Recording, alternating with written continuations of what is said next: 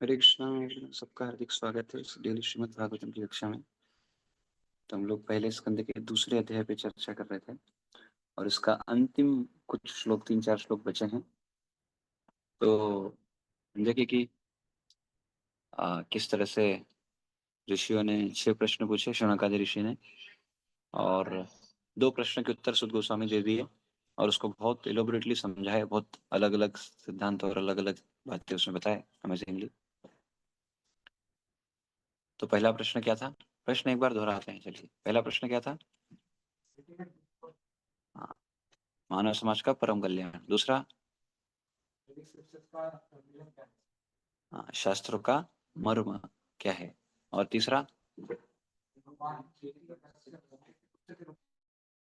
हाँ, मैं बार बार प्रश्न क्यों दोहराता हूँ पता है? जिस व्यक्ति को प्रश्न बताया वो उत्तर जानने की जिज्ञासा करे, जिसको प्रश्न नहीं पता उत्तर क्या जानेगा। इसलिए प्रश्न होना चाहिए, प्रश्न आएगा तो जिज्ञासा आएगा जानने का, इसलिए प्रश्न तो क्लियर होना चाहिए। एक्चुअली आप देखो, भागवतम गीता दोनों क्या है? प्रश्नोत्तर ही है। और ये प्रश्नोत्तर में ही एक्चुअली बहुत बड़ी बड़ी चीजें निकल के आती है। इन जनरल लेक्चर्स में इतना इतना पॉइंट्स नहीं निकलते, बट ये आप देखो इसमें कैसा कैसा रहता है। एनीवे, तो तीसरा, हाँ, भगवान कृष्ण वसुदेव और देव की गर्भ से क्यों प्रकट हुए, किस उद्देश्य से प्रकट हुए। चौथा, भगवान के अवतार, लेकिन जीव गोस्वामी वहां पर बताया कि ये पुरुष अवतार का पूछा है। पांचवा प्रश्न, हाँ, लीला अवतार। छठा प्रश्न, कब? भगवान के जाने के बाद, जब भगवान अपने धाम को चले गए तो धर्म ने किसकी शरण ली। तो 2 प्रश्न के उत्तर हो गए। पहला प्रश्न था मानव समाज का परम कल्याण, क्या उत्तर है? भक्ति। तो अगर किसी भी व्यक्ति को अपना कल्याण करना है, परम कल्याण चाहिए, तो भक्ति के अलावा कोई और विधि नहीं है। तो लेकिन भक्ति से फिर प्रश्न आ गया, तो हम अभी जो कर रहे हैं स्वधर्म वर्णाश्रम के अनुसार, वो क्या है? तो बोले वो, उसका उद्देश्य भी क्या है बता दिए सुदूर में। उसका उद्देश्य भी है समसिद्धि हरितोषणम। एवरी एक्टिविटी, हमारी जो भी एक्टिविटी सुधर्म हो चाहे कुछ भी हो, वो समसिद्धि हरितोषणम, हरि के तोषण, हरि की संतुष्टि के लिए होना चाहिए। अगर वो ये नहीं होगा तो क्या होगा? तो गड़बड़ है। तो ये सब हमने देखा। एंड देन दूसरे प्रश्न का उत्तर भी बताया भक्ति विधि। तो भक्ति की विधि बताए, 9 स्टेजेस में कैसे भक्त शुद्ध भक्त बनता है, एक व्यक्ति श्रद्धा से किस तरह से शुद्ध भक्ति प्रेम को प्राप्त होता है, ये सब हमने देखा। और फिर उद्देश्य क्या है डेमिगॉड वर्शिप को रिजेक्ट करके? क्यों? क्योंकि वो क्या है, तमोगुण और रजोगुण ये लोग करते हैं। और जो सत्वगुण में स्थापित होना चाहते हैं, जो शुद्ध भक्ति को प्राप्त करना चाहते हैं, भक्ति की पराकाष्ठा को प्राप्त करना चाहते हैं, कम से कम उनको सत्वगुण में रहना चाहिए, है ना, कम से कम। आगे बढ़ना है एक्चुअली, शुद्ध सत्व में स्थापित होना है, लेकिन सत्व में तो रहे। और उसके बाद फिर अब यहाँ पे चौथे प्रश्न का उत्तर दे रहे, तीसरा प्रश्न भी नहीं, चौथा प्रश्न का डायरेक्ट उत्तर दे रहे हैं। क्या? स एवदं ससर्जाग्रे भगवानात्ममायया सदा शूद्रपया चासो गुणमया गुणो विभो। तीसरा, है ना, क्या बोल रहे हैं? इस भौतिक सृष्टि के प्रारंभ में उन भगवान वासुदेव ने अपने दिव्य पद पर रहकर अपनी ही अंतरंगा शक्ति के से कारण तथा कार्य की शक्तियां उत्पन्न की।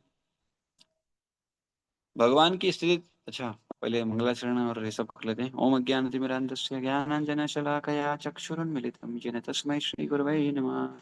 नमो विष्णुपादाय कृष्णप्रेष्ठाय भूतले श्रीमते भक्तिवेदान्त स्वामिनिति नामिने। नमस्ते सारस्वती देवे गौरवाणी प्रचारिणे निर्विशेष शून्यवादी पाश्चात्य देशतारिणे। जय श्री कृष्ण चैतन्य प्रभु नित्यानंद श्री अद्वैत गदाधर श्रीवासादि गौर भक्तवृंद। हरे कृष्णा कृष्णा कृष्णा हरे हरे, हरे राम राम राम हरे हरे। ओम नमो भगवते वासुदेवाय, ओम नमो भगवते वासुदेवाय, ओम नमो भगवते वासुदेवाय। नारायणं नमस्कृत्यं नरं चैव नरोत्तमं देवीं सरस्वतीं व्यासं ततो जयमुदीरयेत्। नष्टप्रायेषु भद्रेषु नित्यं भागवत सेवया भगवती उत्तम श्लोकैर्भक्तिर्भवति नैष्टिकीम्। तो इस भौतिक सृष्टि के प्रारंभ में उन भगवान वासुदेव ने अपने दिव्य पद पर रहकर अपनी ही अंतरंगा शक्ति से कारण तथा कार्य शक्तियां उत्पन्न की। भगवान की स्थिति सदैव दिव्य रहती है। तो ये किसके बारे में बोला है?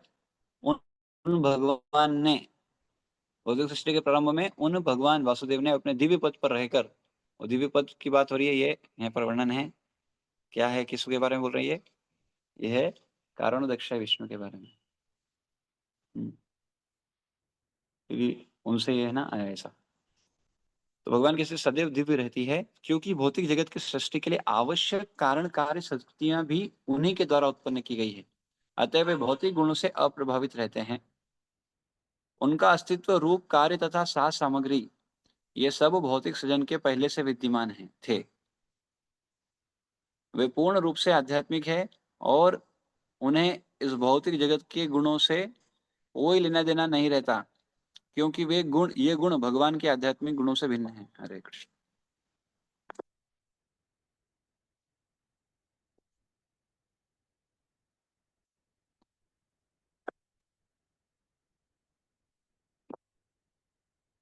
यस। तो क्योंकि ये गुण भगवान के आध्यात्मिक गुणों से भिन्न हैं। तो भगवान के आध्यात्मिक गुण है और ये तो भौतिक गुण है। भौतिक गुण कौन से? भौतिक गुण कौन कौन से? हाँ क्या? हाँ, तीन गुण। कौन कौन से? हाँ, सत्व, रजस और तमस। तो ये जो है ये तो भौतिक गुण है। भगवान का ऐसा, क्योंकि भगवान तो भौतिक जगत से कोई सरोकार नहीं है उनका एक्चुअली। भगवान के आध्यात्मिक गुण है, भौतिक गुण नहीं। हम सब में भौतिक प्रकृति से गुण से बंधे हुए हैं, भगवान ऐसा नहीं है।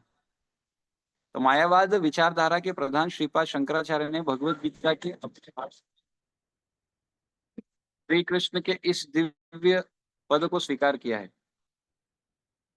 एक तरीके इसमें अनुवाद तात्पर्य इतना ही है क्या और है? तात्पर्य कितना बड़ा है इसमें? तात्पर्य कितना बड़ा है इसमें? छोटा सा है ना? नहीं, ये इसमें दिख रहा है लेकिन वैसे। तो यहाँ पर बता रहे हैं कि ये किसके बारे में बताया गया है? ये महाविष्णु या कारण रक्षा विष्णु के बारे में। फिर आगे क्या है? तया विलसितेष्वेषु गुणेषु गुणनवानिव अंतः प्रविष्ट आभाति विज्ञानेन विजृंभित। भौतिक पदार्थ की उत्पत्ति करने के बाद भगवान वासुदेव अपना विस्तार करके उनमें प्रवेश करते हैं। यद्यपि वे प्रकृति के, तो भौतिक जगत कहाँ से आया? भौतिक जगत कौन कौन लाया? इस दुनिया में भौतिक जगत किससे आ रहा है? अरे भौतिक जगत आया किससे? कैसे आया? भगवान ने सांस लिया उससे ना, कि किसके? हाँ, तो इसलिए पहले बता दिया उनका। और भौतिक ब्रह्मांड की उत्पत्ति हो गई। भौतिक पदार्थ की उत्पत्ति करने के बाद भगवान वासुदेव अपना विस्तार करके उसमें प्रवेश करते हैं। कौन है ये? हाँ, तो हर ब्रह्मांड में गर्भोदक्ष विष्णु नीचे बैठे, देखा ना? हर ब्रह्मांड में नीचे बैठे हुए हैं। कारण कहाँ पर? गर्भोदक सागर में। वो गर्भोदक सागर कहाँ से आता है? उनके ही पसीने से आता है। हाँ। उसका हमसे, हमारे जो हम जो सागर जो देखते हैं उससे कोई लेना देना नहीं भाई दर ये वो नहीं है। तो अपना विस्तार करके उसमें प्रवेश करते हैं। तो समझ गए किसके बारे में बात हुई? तो भौतिक सृष्टि का निर्माण कौन करेगा? कारण दक्षा विष्णु। तो वो इनडायरेक्ट वे में है, आप डायरेक्ट ऐसा समझ नहीं पाओगे कि वो डायरेक्ट कारण दक्षा विष्णु के बारे में, समझ रहे? हाँ, इधर का मिशन है। पर वो आचार्य गण की कमेंट्री से समझ में आता है कि वो एक्चुअली किसके बारे में बोला जा रहा है। तो यहाँ पर क्या बोला? भौतिक पदार्थ की उत्पत्ति करने के बाद भगवान वासुदेव अपना विस्तार करके उसमें प्रवेश करते हैं। किसके बारे में बात हो गई? गर्भदक्ष विष्णु। यद्यपि वे प्रकृति के गुणों में रहते हुए उत्पन्न जीवों में से एक जैसे लगते हैं, किंतु वे सदैव अपने दिव्य पद पर पूर्ण रूप से आलोकित रहते हैं। जीवात्माएं भगवान के विभिन्न जीवात्माएं भगवान के विभिन्न अंश प्रत्यंश है। और और जो बद्ध जीवात्माएं आध्यात्मिक जगत में रहने लायक नहीं है, उन्हें इस भौतिक जगत में डाल दिया जाता है, जिससे वे जी भरकर पदार्थ का भोग कर सके। तो जीवात्माएं भगवान के विभिन्न अंश प्रत्यंश है, और जो बद्ध जीवात्माएं आध्यात्मिक जगत में रहने लायक नहीं है। कौन नहीं है आध्यात्मिक जगत में रहने लायक? कौन नहीं है? बद्ध जीवात्माएं। किसकी बात हो रही है? हाँ, वो कौन है बद्ध जीवात्मा? बद्ध जीवात्मा कौन है? अपन सब। अपन सब योग्य नहीं है भगवान भगवान के धाम जाने को। आध्यात्मिक जगत में रहने लायक नहीं है अपन, है ना? तो अपन वहां के रहने लायक नहीं है, इसलिए यहाँ है। तो रहने लायक बनना है कि नहीं? हाँ, तो वही इसलिए भक्ति कर रहे हैं हम लोग। इसलिए ये डेली भागवतम कक्षा है। लायक बन रहे हैं हम लोग। तो लायक बन रहे हैं कि नालायक बन रहे हैं, ये सोचते रहना चाहिए अपने को, है ना? तो हम दुनिया में लायक तो नहीं थे तो नालायक हो क्या है, लेकिन अब नालायक रहना नहीं है, क्या रहना है, लायक बनना है। तो ना को हटाना है ना, और लायक बनना है। नालायक से तो भक्ति क्या है, नालायकों को लायक बनाने की विधि है। पर स्वीकार करना पड़ेगा ना कि हम नालायक है। गाली लगता है लेकिन सच्चाई सच्चाई है। तो हम सब वो स्थिति में थे या हैं, लेकिन अब उसमें रहना नहीं है। तो हाँ, तो जो आध्यात्मिक जगत में रहने लायक नहीं है उन्हें इस भौतिक जगत में डाल दिया जाता है, जिससे वे जी भरकर पदार्थ का भोग कर सके। कर लिया भोग, आ गया मजा। हाँ, और जिसकी इच्छाएं बची है और करेंगे भोग, क्या होगा, तो लायक नहीं बनेंगे और नालायक बनते रहेंगे। तो इसलिए इसको स्टॉप करना पड़ेगा, बहुत जरूरी है ये। परमात्मा के रूप में तथा जीवों के नित्य सखा के तौर पर भगवान अपने, एक मिनट, हाँ, भगवान अपने किसी एक पूर्ण अंश के द्वारा जीवों के साथ रहकर उनके भौतिक भोगों में पद प्रदर्शक बनते हैं। तो कौन है ये, हाँ, तो दोनों का वर्णन है। ठीक है, दोनों है, कारणोदक्षाई भी है, सॉरी गर्भोदक्षाई भी है, और क्षुरोदक्षाई का भी वर्णन है। दोनों दोनों बता दिए, तो पुरुषावतार क्लियर कर दिए पूरे यहाँ। हाँ, एक पूर्ण अंश के द्वारा जीवों के साथ रहकर उनके भौतिक भोगों में पद प्रदर्शक बनते हैं और उनके सारे कार्यकलापों के साक्षी रहते हैं। उपदष्टा अनुमंता, उपदष्टा और अनुमंता के रूप में भगवान बैठे हैं। तो व्यक्ति को क्या कर रहे हैं, जब भगवान की इच्छा के बिना कुछ नहीं होता, तो भगवान क्या करते हैं, लायक होता है। जिस चीज के वो लायक होता है उतना उसको अनुमति कर, इसलिए कई बार हम प्रयास करते हैं तो रिजल्ट आ जाता है, कई बार नहीं आता। क्यों, हाँ, उसके लायक नहीं थे आप। सिंपल स्वीकार करने में कोई समस्या नहीं होना चाहिए। अरे मैंने इतना पढ़ाई किया, हाँ इतना पढ़ाई किया, वो आपने एफर्ट्स डाला, पर वो उस चीज के लिए, उस चीज के क्या बोलते हैं, के लिए सफिशिएंट नहीं है, ये समझ लेना चाहिए। कई बार कई लोग ऐसा प्रश्न पूछते, प्रभु जी मैंने इतना पढ़ाई किया, इतना पढ़ाई किया, फिर भी मैं टॉप नहीं आया। वही टॉप आने के लिए उसने ज्यादा मेहनत किया होगा, या उस वो लायक हो, आप अभी नहीं हो उस टॉप। इंपॉर्टेंट नहीं है, इंपॉर्टेंट क्या है, हाँ, भक्ति में कोई ऐसा नहीं, वर्चस्व की लड़ाई नहीं है ना, हमको कोई ऐसा नहीं कि फर्स्ट आना है। ओके, सेवा करना है, और सेवा में अगर if Krishna wants, if the mercy of the lord is there and the devotees mercy is there, अगर हम फर्स्ट आते हैं, दैट्स ओके। फर्स्ट आना अगर भक्ति में बाधक बने तो क्या करना चाहिए, तो ऐसा फर्स्ट आना कोई काम का नहीं भाई, है ना। इसको कैसे समझें, इसको भक्ति में ऐसे समझ सकते हैं कि कई बार जब हम प्रचार करते हैं तो एक भावना आता है, प्रचार करते हैं या ऐसा सोचते हैं कि सब इस्कॉन से जुड़ जाए, हाँ, और नहीं जुड़ते हैं तो लगता है अरे यार, क्या है यार, भक्ति काम करती है कि नहीं करती है, भक्ति काम करती है, पर आप अपनी गड़बड़ है थोड़ी, ये समझना चाहिए। Therefore, एंड यू नो, ये कोई बहुत मुश्किल बात नहीं है।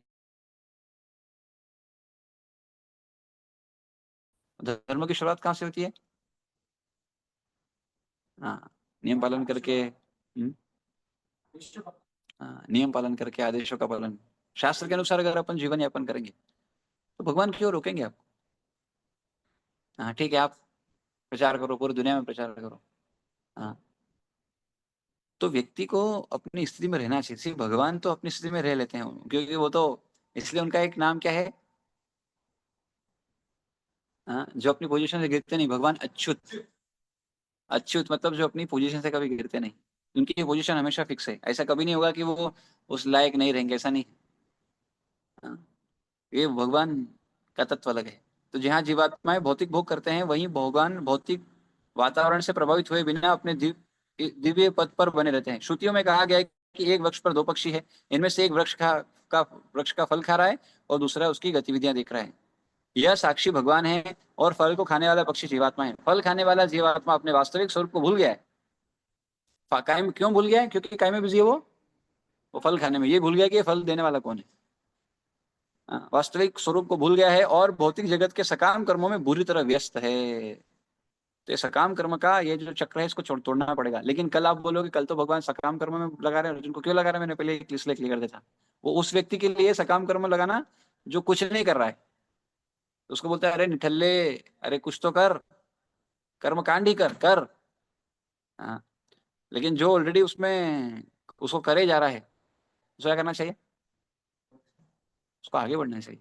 कर्मकांड से निकल के, सकाम कर्म से निकल के निष्काम कर्म पे आना चाहिए। वो अगला सेक्शन भगवान वही बोलेंगे। अगला सेक्शन जो गीता में आएगा वो यही वाला आएगा। सकाम कर्म के बाद 37 38 से चालू हो जाएगा, 38 से 53 चलेगा वो। तीसरे कारण का आंसर, तीसरा जो रीजन था, पाप लगेगा। तो कब पाप नहीं लगेगा? जब कोई भक्ति करेगा, है ना, क्योंकि भक्ति में क्या शक्ति है? पाप पुण्य सब खत्म। तो फिर आपको चक्र वगैरह वापस नहीं आना पड़ेगा। This is what the beauty of भक्ति। तो फल खाने वाला जीवात्मा अपने वास्तविक स्वरूप को भूल गया है और भौतिक जगत के सकाम कर्मों में बुरी तरह व्यस्त है, जबकि भगवान परमात्मा सदैव दिव्य ज्ञान से परिपूर्ण रहते हैं। परमात्मा तथा बद्ध जीव में यही अंतर है। बद्ध जीव या जीवात्मा प्रकृति के नियमों के वशीभूत रहता है, जबकि परमात्मा भौतिक शक्ति के नियंत्रक है। द्वा सुपर्णा सयुजा सखाया समानम वृक्षे परिशस्वजाते तयोरन्यन्यो पिपलम स्वादत्यन शन्नान्यो अभिचाकशीति। मुंडक उपनिषद 3.1.1।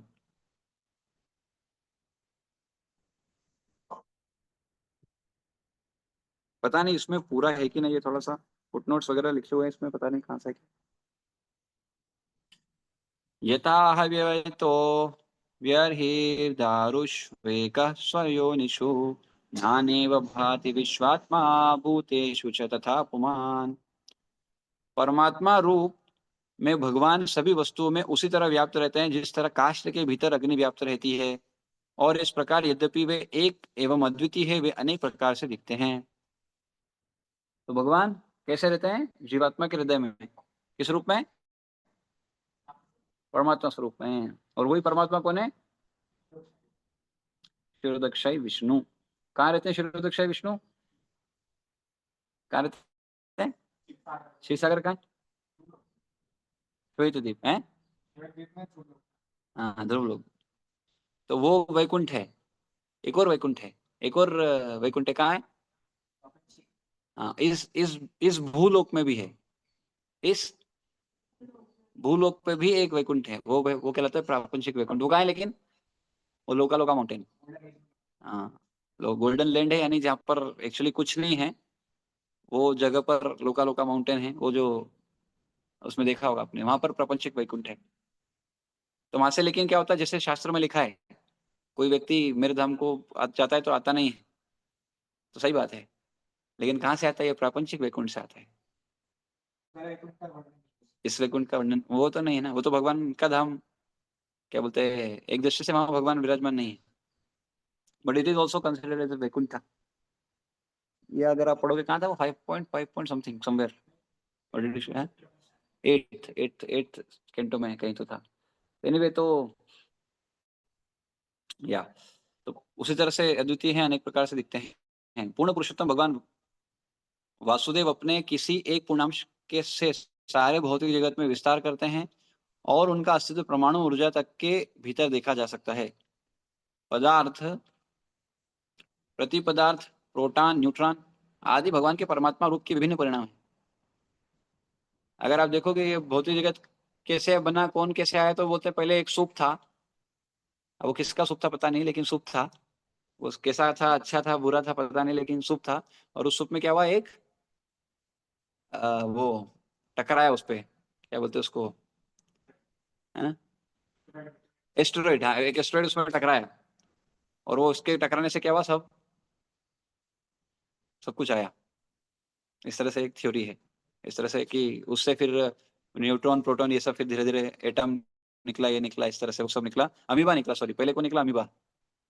और अमीबा से फिर वो बढ़ता गया और बड़ा हुआ, और इससे अलग अलग प्रजाति निकलती गई। इस तरह से भी एक वर्णन है शास्त्र, एक एक साइंटिफिक थ्योरी के हिसाब से।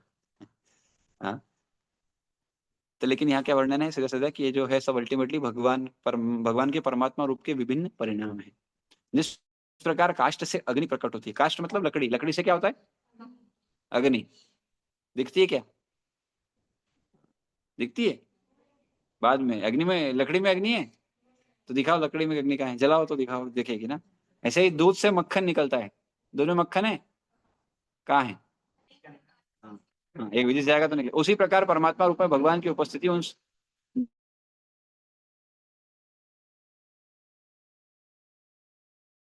वैध श्रवण, भगवान की कथा श्रवण करोगे, नाम लोगे, तो क्या होगा, आपको अनुभव कर सकते हो कि यार you will feel that love, और यू फील दैट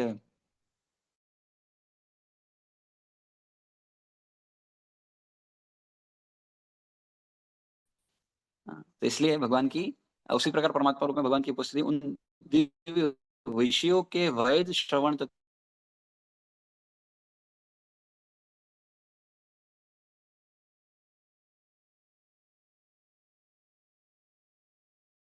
दिव्य संदेश के श्रवण द्वारा की जा सकती है, और दिव्य विषय को अनुभव करने का एकमात्र यही तरीका है।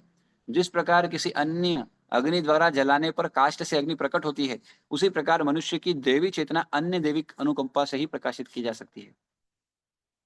देखिए, तो हमारी जो देवी चेतना है, जैसे अग्नि में, लकड़ी में अग्नि है लेकिन दिखती नहीं है, कब आती है, जब उसको एक,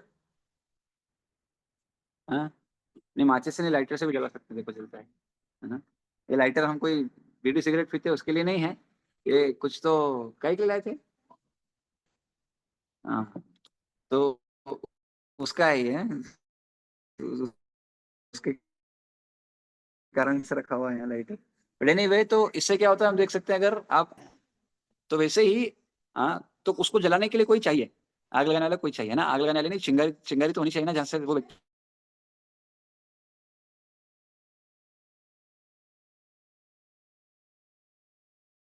को मिलेगी, थे वो जब देता है तब वो आ पाता है।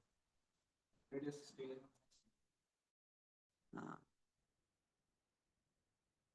एक एक्सपेरिमेंट आप कर सकते हो, जैसे ये जो लाइटर होता है, ये लाइटर से आग निकलती है ना, और अगर आप इसको पानी में डाल दो, तो फिर इसको जलाओगे तो जलेगा नहीं, लेकिन आप इसको जब दूसरे लाइटर से लाओगे, दूसरे लाइटर का, हाँ, ये, तो फिर ये जलता नहीं होगा, तो क्या होगा, इससे आप आग जलाओगे तो ये भी जल जाएगा। You can do this. इससे समझ में आएगा कि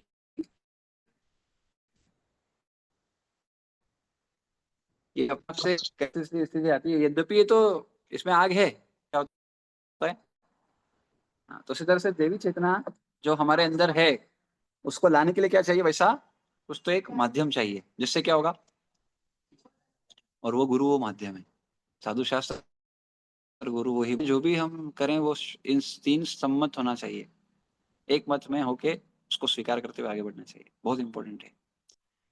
हाँ। श्रीमद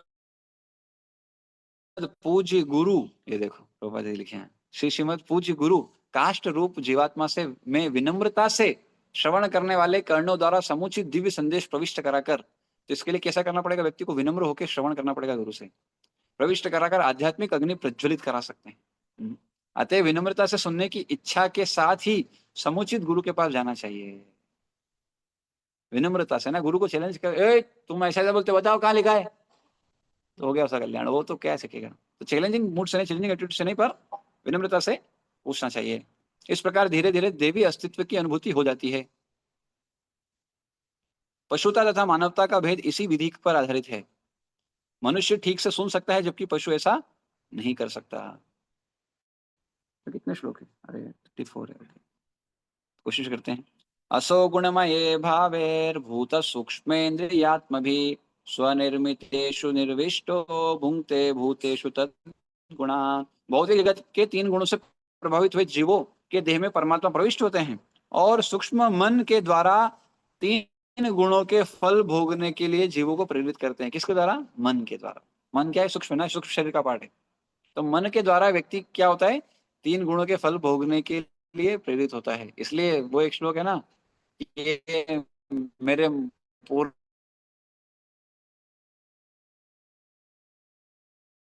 कर पुराने कर्म या ये लोग सब कारण नहीं है उसके, कौन कारण है, मेरा मन है।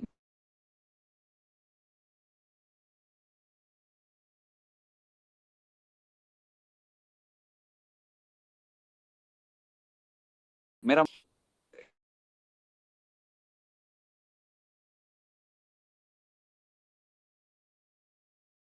इंस्टॉल, अब क्या होता है, सॉफ्टवेयर के हिसाब से। हरे कृष्ण। अच्छा, कट गया था इंटरनेट शायद। तो होता है, और इंद्रियां जीव की इच्छा अनुसार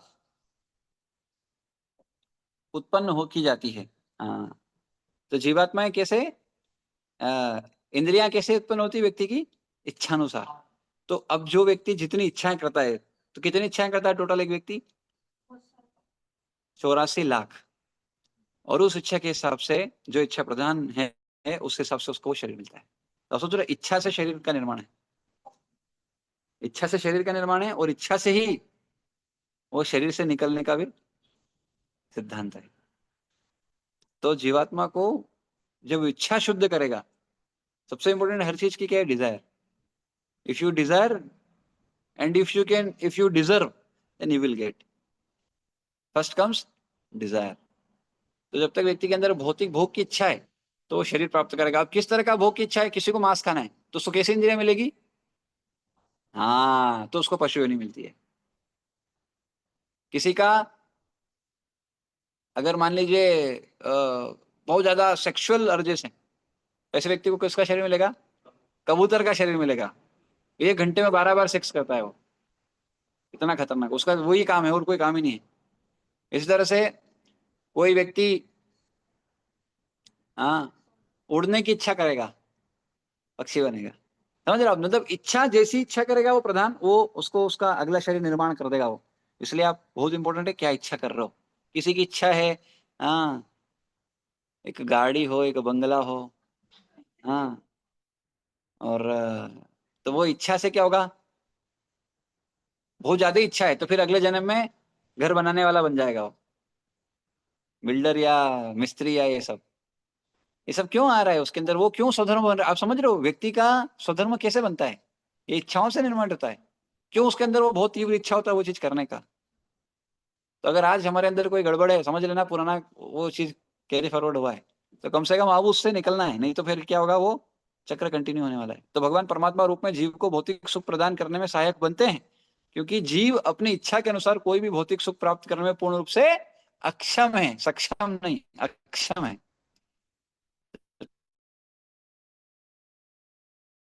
तो भगवान सेंक्शन नहीं कर सकता वो, इसलिए लोग फ्रस्ट्रेटेड हैं। मैं ये करना चाहता हूँ, कोई रोक रहा है, तो क्यों नहीं कर पा रहा? क्योंकि, हाँ, क्योंकि जीव अपनी इच्छा के अनुसार कोई भी भौतिक सुख प्राप्त करने में पूर्ण रूप से अक्षम है। वह इच्छा करने वाला है और भगवान उसका नियमन करने वाले। तो इच्छा एक्चुअली कहाँ से आता है? एक्चुअली सोल से आता है ना? इच्छा कौन करता है? आत्मा। लेकिन क्योंकि वो शरीर में है, तो बदलते बदलते परवर्टेड होते होते किसका आता है? क्योंकि मन जो है वो सात्विक है एक्चुअली में। मन सात्विक अहंकार से आता है। लेकिन होता क्या है, जब वो भौतिक जगत में है, जब संग करता है तो क्या बनता है? तो ये सब अलग अलग एक्ट करता है। और बुद्धि जो है वो एक्चुअली राजसिक है। बुद्धि, बुद्धि जो है वो राजसिक है। समझ रहे हो? मन जो है वो सात्विक है, बुद्धि जो है वो राजसिक है। हम सोचते हैं बुद्धि वो है, नहीं। इसलिए तो अल्टीमेटली आपका उद्धार कौन करेगा? मन। पर क्या करना पड़ेगा? उसको भक्ति से शुद्ध होना पड़ेगा। इसलिए गीता में भगवान बोलते मन मना भव मद भक्तो, मैंने बोले बुद्धि, हाँ, मन मना मद मद भक्तो, मन से सब करो भाई, मन से, क्योंकि वो आपका उद्धार करेगा। तो इसलिए मन को अगर आपने भगवान में लगा दिया तो, इसलिए वो आप देखो मी एंड माई माइंड वाला, अगर पेंटोमिक शो देखे हो, आपने देखा, विल शेयर इट। तो उसमें उसमें कौन उसको पहले कौन लगता है भगवान में? जीवात्मा नहीं लगता है, उसका मन लगता है, उसके बाद में वो व्यक्ति लगता है।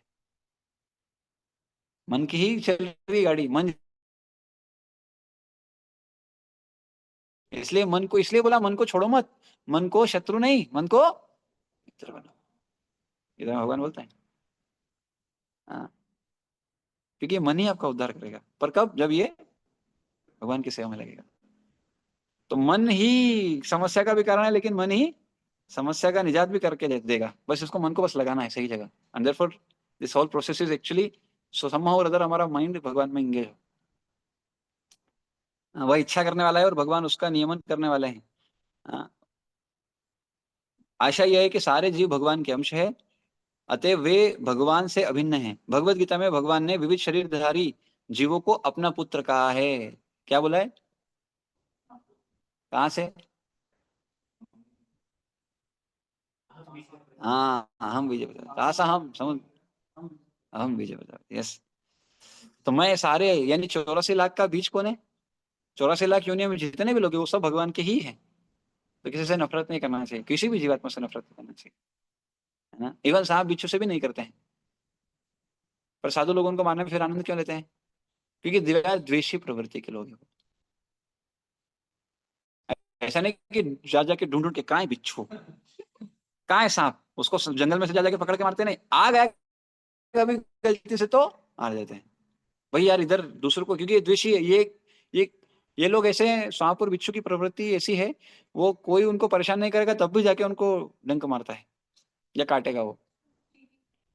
नहीं, चींटी नहीं काटती, उसका रास्ता छोड़ो तो वो चली जाएगी, कुछ नहीं करेगी। सांप, आप सांप ऐसा नहीं है, इसलिए व्यक्ति को डर लगता है सांप से बहुत। वो दिखता भी खतरनाक है वो।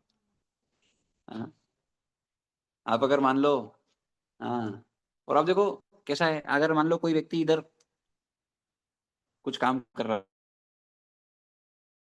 टीवी देख, उसको पता लगे कि यहाँ से सांप दिख रहा है, टीवी को नहीं आपको, तो क्या होगा? हाँ, और हिले तो उसको पता है कि तो कुछ तो है इधर, समझ रहे हो आप क्या हालत हो जाएगा व्यक्ति का। तो वो यद्यपि वो टीवी नहीं देखना है वो, हाँ, इसलिए वो देखो वो सांपों को लोग छोड़ देते हैं परेशान करने के लिए किसी को कुछ। हाँ, कि क्योंकि ये तो खा के जाएगा उसको, पर छोड़ता नहीं है, सांप मार खा जाता है, खा जाता है ना, सेंस डस लेता है। तो इसलिए इनसे दूर रहना चाहिए, ऐसी प्रवृत्ति के लोगों से भी दूर रहना चाहिए जो ईर्ष्यालु हैं। हाँ, तो अतः वे भगवान से अभिन्न है। भगवत गीता में भगवान के विविध अपने पुत्रों का है, पुत्रों के सुख तथा एवं दुख परोक्ष रूप से पिता के भी सुख एवं दुख होते हैं। पिता माता बच्चे के सुख से सुखी और दुख से दुखी है, तो भगवान नहीं है क्या? है। तो भगवान देखना चाहते हैं कि हमको दुख में नहीं। कई लोग बोलते हैं, फिर भगवान क्यों दुख दे रहे हैं? भगवान नहीं दे रहे हैं। हाँ, भगवान चाहते हैं कि आप निकलो, भगवान आपके दुख में दुखी हैं। हाँ, तो भी पुत्रों के सुख दुख से पिता प्रत्यक्ष रूप से प्रभावित नहीं होते, लेकिन फिर भी प्रत्यक्ष रूप से डायरेक्टली, ऐसा नहीं कि एकदम आप दुखी हो तो, हाँ, आपके लिए कंसर्न है उनको, because he is all merciful. वे इतने दयालु हैं, देखो ये पॉइंट, वे इतने दयालु हैं कि वे जीव के साथ परमात्मा रूप में निरंतर बने रहते हैं और जीव को वास्तविक सुख की ओर प्रेरित करते रहते हैं। हाँ, फिर इसके आगे का लास्ट श्लोक है। ये तीसरे प्रश्न का उत्तर, ये चौथे प्रश्न का उत्तर हो गया, अब तीसरे प्रश्न का उत्तर देंगे। तीसरा प्रश्न क्या है? क्यों आए कृष्ण, और क्यों आए भाई कृष्ण? देव की वसुदेव के गर्भ से क्यों आए कृष्ण? ये बताया, इस प्रकार सारे ब्रह्मांडों के स्वामी देवताओं, मनुष्य तथा निम्न पशुओं से आवासित सारे ग्रहों का पालन पोषण करने वाले हैं। वे अवतरित होकर शुद्ध सत्व गुण में रहने वाले के उद्धार हेतु लीलाएं करते हैं। तो भगवान क्यों आते हैं? लीला अवतार न हैं, भगवान क्यों आते हैं? भगवान विशेष रूप से कृष्ण क्यों आते हैं? वो तो इन जनरल विश्व तत्व के आने का सिद्धांत है, पर कृष्ण क्यों आते हैं? तो यहाँ वो उनका डायरेक्ट प्रश्न है, वसुदेव और देवकी के गर्भ से क्यों आते हैं? तो क्यों आते हैं? लीला करने के लिए, ताकि ये बाद में इन लीलाओं का आस्वादन करके आनंद के सागर में डूबते रहें। तो हाँ, that is also there, that is from Chaitanya Charitamrita. तो भगवान आते हैं क्यों? लीलाएं करने के लिए, और वो लीलाओं से क्या होगा? इन जीवात्मा का उद्धार। तो कई लोग बोलते हैं भगवान करे तो लीला, हाँ, तो भैया वो लीला से क्या होगा? वो लीला से तुम्हारा शुद्धिकरण होगा। इसलिए वो लीला को पढ़ना सुनना से आपका शुद्धिकरण होगा। इसलिए आप देखो कथा से कितने लोगों का उद्धार होता है, इसलिए भागवत कथा का निर्माण हो, ये भागवत कथा ही चल रही है अभी, है ना। तो इस तरह से इसलिए भागवत कथा बहुत इंपॉर्टेंट है। एनीवे, तो विल एंड हियर। जय ग्रंथा श्रीमद् भागवतम की जय, श्रील प्रभुपाद की जय, निताय गौर प्रेमानंदे, हरि हरि बोल। तो भागवत कथा सुनने का और नित्यम भागवत सेवा है ना, एक दिन दो दिन नहीं, गायब नहीं होने का, बीच बीच में रोज आने का, समय पे आने का। तो थैंक यू अनिल प्रभु, अमृतांश प्रभु, अनिल प्रभु, अनुशिका माता जी, भारती माता जी, हितेश माता जी, नम्रता माता जी, नीरज प्रभु, निखिल प्रभु, निखिल प्रभु, पूर्णिमा माता जी, प्रहर्ष प्रभु, राधा सखी माता जी, राजकुमार प्रभु, राजकुमारी माता जी, संचित प्रभु, शरद प्रभु, सुनैना माता जी, स्वाति माता जी, स्वाति गोटबली माता जी। इसलिए आप लोगों ने अगर कल का गीता लेक्चर नहीं सुना तो उसको सुनना बहुत इंपॉर्टेंट है, एंड तक सुनना, अच्छे अच्छे पॉइंट्स है उसमें। Anyway will and here. जय, किसी को कुछ बोलना है ना? ओके। तो कल कल तीसरे प्रश्न का उत्तर तो बता ही दिया, लेकिन उसको डिटेल में, और उसके बाद फिर पांचवें प्रश्न पे जाएंगे सीधा, है ना? और उसमें आएंगे सारे इनकारनेशन। तो सारे इनकारनेशन, जो भी सारे इनकारनेशन तो नहीं आएंगे, मतलब जो मेन मेन इनकारनेशन है वो इसमें बताएंगे। फिर बोलेंगे असंख्य है लेकिन सब अवतार है, लेकिन एक अवतारी है, वो है। और धर्म के जाने के बाद धर्म ने फिर भागवत की शरण ली, और भागवतम का गुणगान, और फिर भागवतम का इतिहास। फिर वो तीन प्रश्न पूछते हैं, फिर तीन प्रश्न पूछेंगे वो चौथे अध्याय में। तीन प्रश्न क्या है? भागवतम का हिस्ट्री, कैसे आया भागवतम। दूसरा, सुखदेव गोस्वामी कहाँ से आए भाई, वो तो एक जगह रुकते नहीं, तो फिर कैसे गाय रुक एक जगह, गाय जितना दूधते हैं, गाय का जो दूध निकालते हैं, उतने समय के लिए नहीं रुकता है व्यक्ति, वो इतना 7 दिन कैसे रुक गया? फिर वो बताते हैं। और फिर हाँ, और परीक्षित महाराज का हिस्ट्री, परीक्षित महाराज को क्यों, क्या हुआ, कैसा हुआ, वो सब पूरा। ये तीन प्रश्न, फिर ये चलेगा भयंकर लंबा। फिर उसके अंदर और प्रश्न के अंदर प्रश्न, फिर ऐसा करके चलती जाएगी, और ये कथा अनंत चलती जाएगी। हरि बोल। चलिए यहाँ पर एंड करते हैं। श्रील प्रभुपाद की जय। निताय गौर प्रेमानंदे। हरि हरि बोल। हरे कृष्ण।